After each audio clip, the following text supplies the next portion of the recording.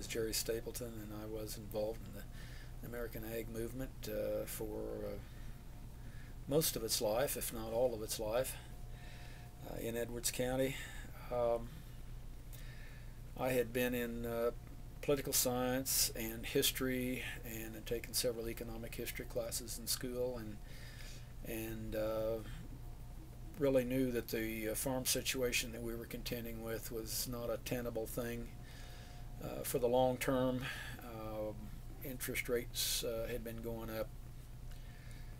The notes were getting harder and harder to pay, and it just wasn't working.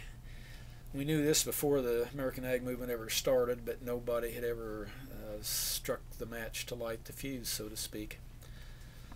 I can remember almost, I can't remember the date, but my dad and I were out working on the truck, and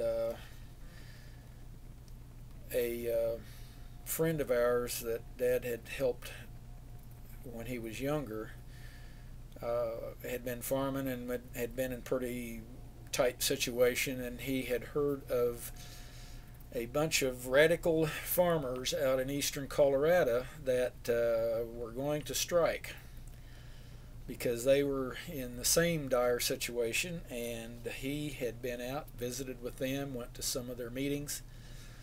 He brought back some strike flyers and gave to my dad for a farm strike, agricultural strike. We started putting them on the truck, on the side of the truck, made some copies, and I'm sure probably had it on the pickup and about everything that moved that anybody would see. There was nothing locally at that time going on, but we did hear that there were some folks at Larned, Bev Kniesen, and I cannot remember the other gentleman's name, had a strike office open in Larned, and so we went up and volunteered our services, and my wife and I both would go up and man the phone, so to speak, and give out what information that we had to try to get more interest in the situation going. Try to do something about the economic situation that we were stuck in. Several other offices, then we started hearing, we've had a network of them, then Lewis opened up their office, and then I went over there and we transferred our, volunteered our help over there, the people that we knew locally. There was quite a hotbed of activity out in southwest Kansas, and we had torn a grain elevator down there and knew a few people, so we did go out and we visited with them and got to know them pretty well.